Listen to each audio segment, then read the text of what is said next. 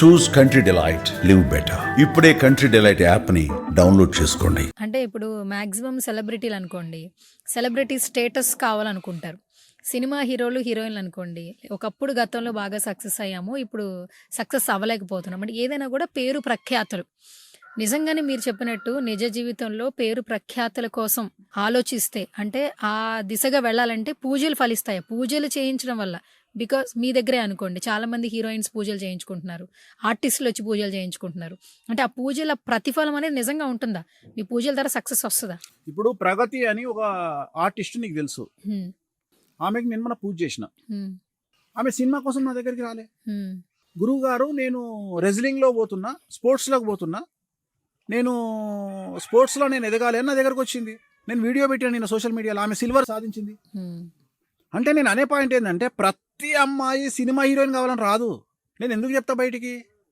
అసలు నేను ఎందుకు చెప్పాలి బయటికి? అరే అరే జ్యోతిషం అనేది నా వృత్తిరా భయ్. నా దగ్గరికి 190 మంది వస్తారు. నీకెందుకు? ఎవ్వడి పని వాడు చేసుకుంటే దరిద్రమే లేదు. ఇది నా పని, నేను చేసుకుంటున్నా. గ్రహాల గురించి నువ్వే మాట్లాడి, తొక్కా తోట గురించి నువ్వే మాట్లాడి, ప్రతిదాని గురించి నువ్వే మాట్లాడి, నా దగ్గరికి సినిమా హీరోయిన్ వస్తుంది, ఒక కాల్గర్లు వస్తుంది, ఒక మర్డర్ చేసేవాడు వస్తాడు, ఒక మానభంగం చేసేవాడు వస్తాడు, ఒక స్మగ్లర్ వస్తాడు. రైట్, మంగళ షాప్ ఉంది, మంగళ షాప్లోకి పోగానే రాగానే కూర్చోగా, ఏమండి మర్డర్ చేస్తారా మీరు, ఏం చేస్తారు మీరు అని అడగాలవని. మంగళోడు పోగానే టకట కత్తెర పట్టుకుంటాడా? డాక్టర్ దగ్గరికి పోతావు, పోగానే ఫస్ట్ పోగానే హలో అండి మీరు ఏం చేస్తుంటారండి? నిన్ననే అండి ఒక మర్డర్ చేసి వచ్చిన. ఓకే, నేను ట్రీట్మెంట్ ఇవ్వనండి. ఇదా మంగలి చాకలి డాక్టరు బాపనోడు ఎవడొచ్చినా చేయాల్సిందే పని. నేను కూడా అంతే. నా దగ్గరికి ఒక అమ్మాయి వచ్చింది, ఒక వేషనే వచ్చిందమ్మా, కాల్గర్లు వచ్చింది అనుకుందాం. వచ్చి నా ముందర కూర్చుంది, గురువు గారు నాకు వశీకరణ కావాలి. వశీకరణ అంటే ఏంది? నాకు జనాలు ఎక్కువ కావాలి, వీటులు కావాలి అన్నదనుకో. అంటే నిజంగా నేను అఫీషియల్గా మాట్లాడుతున్నా. ఇన్ కేసు ఏ బ్యాంకాక్ అమ్మాయి వచ్చింది నా దగ్గరికి, నేను మాట్లాడేది, ఆ అమ్మాయి వచ్చి నా దగ్గర కూర్చున్నప్పుడు నేను పూజలు చేస్తా, తప్పే ఉంది. ఒక హీరోయిన్ వచ్చింది, వశీకరణం కావాలి, చేస్తా. వశీకరణం అంటే క్రష్ అమ్మ. ఇక్కడ క్రష్ అంటే నిన్ను ఆకర్షించడం, తప్పే ఉంది. సో ఇప్పుడు ఒక పేకాట ఆటోడు వస్తాడు, ఒకప్పుడు వశీకరణ అంటే అదో రకమైన భూతకరమైన విద్యగా చూసేవాళ్ళు కదా గురువు. అదే చెప్తున్నా, నాలెడ్జ్ లేకపోవడము. నిమ్మకాయలు పెట్టంగానే క్షుద్ర పూజలు అంటారా? పిచ్చినా కూడా కల్లారా, శ్రీకాళహస్తిలో పెట్టేది నిమ్మకాయలే, తప్పే ఉంది. ఎప్పుడన్నా శ్రీకాళహస్తికి పోయినావు కదా, రావుకేత పూజ చేయించుకున్నావా? నిమ్మకాయలతో చేస్తారు. రెండవది పసుపు కుంకుమ కలిపి పూజ చేస్తారు కాళహస్తిలో. అబ్జర్వ్ చేసాను, గుర్తుంచుకో. తాంత్రికములో అంటే తంత్ర మార్గములో ఎప్పుడైతే పసుపు కుంకుమ కలుపుతారు, లేదా కుంకుమ ఒకటే ఉంటుంది, దాన్నే తంత్ర మార్గం అంటారు. నిమ్మకాయలు ఉంటాయి అక్కడ. అంటే శ్రీకాళహస్తి గుడిలో చేతబడులు చేస్తారా? అంటే నువ్వు బట్టకాల్చి మీద వేయాలంటే నీ ఇష్టం వచ్చినట్టు మాట్లాడుతావు, నీకు సబ్జెక్ట్ లేకుండా నువ్వు మాట్లాడుతావు. ప్రతి ఒక్కడికి వామాచారం అంటే తెలియదు, పండితులకు తెలియదు అంటే వీడు తెలియదు అన్నాడు అనుకో, ఇజ్జత్ పోతుంది. తెలియదు అంటే ఇజ్జత్ పోతుంది. అయితే గురువుగారు మొదటి నుంచి మీరు ఒక మాట అంటుంటారు, నేను జ్యోతిష్యం చెప్తుంటాను, నా వృత్తే అది అని ఉంటారు. మీరు జ్యోతిష్యాలు చెప్తారు, ఉండేదేమో చాలా సాత్వికంగా ఉంటారు. ఈ మాటలు ఉన్నాయి కదా, ఒక్కొక్కసారి బయటికి నుంచి వచ్చే మాటలు ఉంటారు. మీరు చేసే పూజల్లో ఈ మాంసాహారం, మందు ఉపయోగించి చేస్తున్నారు. మీరు మాట మొదలు పెట్టేటప్పుడే ఓం నమో వెంకటేశాయ, మీ లాకెట్ లో కూడా వెంకటేశ్వర స్వామి విగ్రహం. ఇప్పుడు మీరు చూస్తే ఆ షర్ట్ లో కూడా వెంకటేశ్వర స్వామి నామాలతో ఉంది. అంటే మీకు వెంకటేశ్వర స్వామి అంటే ఇష్టం. మనం తిరుపతి వెళ్ళేటప్పుడు నాన్ వెజ్ ముట్టయితే దేవుణ్ణి దర్శించుకోం.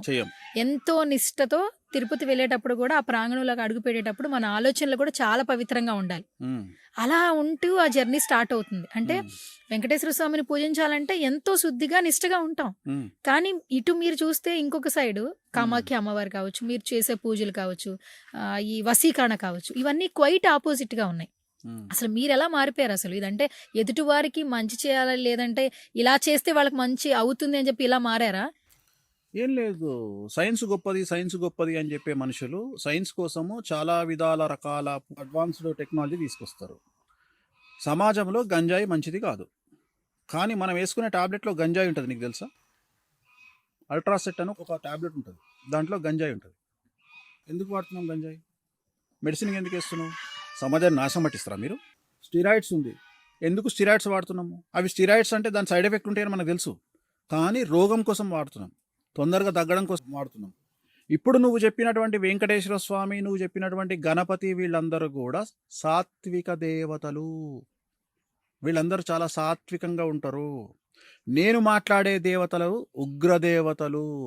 వీళ్ళను పూజించాలి అంటే దమ్ము కావాలి, ధైర్యం కావాలి, ప్రాసెస్ ఉంటుంది. వీళ్ళకు గురుముత మాకు ఒక గురువు ఉంటాడు, ఆయన ద్వారా మంత్రం నేర్చుకోవాలి. మీరు ఇవన్నీ ఎప్పుడు నేర్చుకున్నారు గురువు గారు? ఇవన్నీ నేను నేర్చుకొని వచ్చిన కామాఖ్యాల కాబట్టే కామాఖ్యాన్ని ఇక్కడ ప్రమోట్ చేసిన. కామాఖ్యాన్ని ఇక్కడ ప్రమోట్ చేయడానికి సౌత్ ఇండియాలో వామాచార విధానాన్ని ప్రమోట్ చేసింది నేనే. అవును. కాకపోతే ఇక్కడ ప్రాబ్లం ఏమవుతుంది అంటే డైరెక్ట్గా ఏ పంతులు కూడా మందు మాంసం తినే పంతులు నేను డైరెక్ట్గా తింటా అని చెప్పుకునే మొగోడు ఎవరు ఉండరు. ఇప్పుడు దేశ కాలమాన పరిస్థితులు, ఉదాహరణ, ఒక ప్రాంతంలో వ్యభిచారం అనేది తప్పు లేదు, ఒక ప్రాంతంలో వ్యభిచారం తప్పు, ఒక ప్రాంతంలో పేకాట తప్పు లేదు, ఒక ప్రాంతంలో పేకాట తప్పు, ఒక ప్రాంతంలో మందు దాగితే తప్పు లేదు, ఒక ప్రాంతంలో మందు దాగితే తప్పు.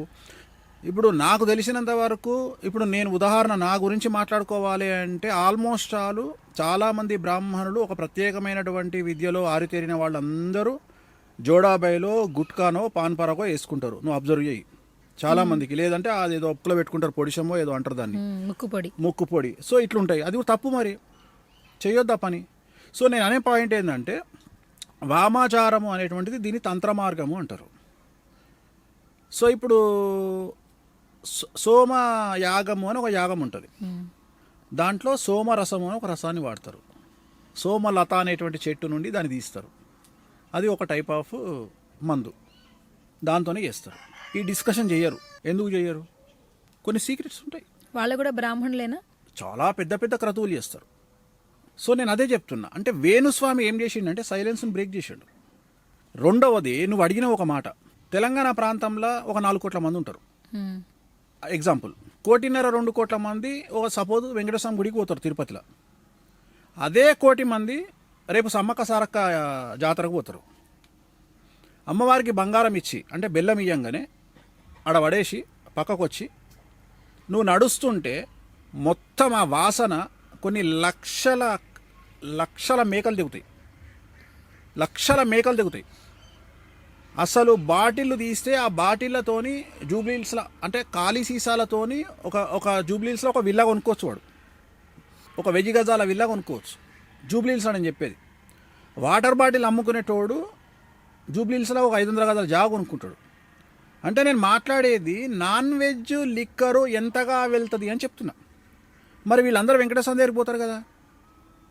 ఇప్పుడు హైదరాబాద్లో జూబ్లీహిల్స్లో ఉండే తోపులు తురుములు అందరూ రేపు ఆషాఢ మాసం వస్తే అమ్మవారి జాతరలో నాన్ వెజ్ తింటారు కదా. అంటే ఎవరికి ఏం పెట్టాలనో అది పెట్టాల్సిందే, ఎవరికి ఏం జరగాలనో అది జరగాల్సిందే. సో ఇక్కడ శాస్త్రం చెప్తుంది, వేణుస్వామి సొంత కవిత్వం కాదు. అందుకనే నేను ఏం చెప్తున్నా, మీరు వేణుస్వామిని నమ్మొద్దు, మీరు ఎవరిని నమ్మకండి. మీరు మంచిగా ChatGPTని అడగండి, జెమినీని అడగండి, గూగుల్ని అడగండి. ఇప్పుడు నువ్వు నన్ను అడిగిన ప్రశ్ననే గూగుల్ని అడగండి. ఏమని అంటే వేణుస్వామి మందు వాడుతుండు, వేణుస్వామిని పక్కన పెడదాం, వేణుస్వామి లంగా దొంగ లఫంగా మాకు అనవసరము, వాట్ ఈజ్ కామాఖ్య టెంపుల్ అని కొట్టండి, వాట్ ఈజ్ వామాచార అని కొట్టండి, వాట్ ఈజ్ తంత్ర మార్గం అని కొట్టండి. ఓకే, ఎందుకు మాంసము వామాచారంలో పెడతారు అని మీరే ప్రశ్న అడగండి, ఎందుకు మందు వాడతారు అని అదే ఆన్సర్ చేస్తుంది. దీనికి గురువే అవసరం లేదు, వేణుస్వామి అవసరం లేదు, ఎలిగాడు అవసరం లేదు, పులిగాడు అవసరం లేదు.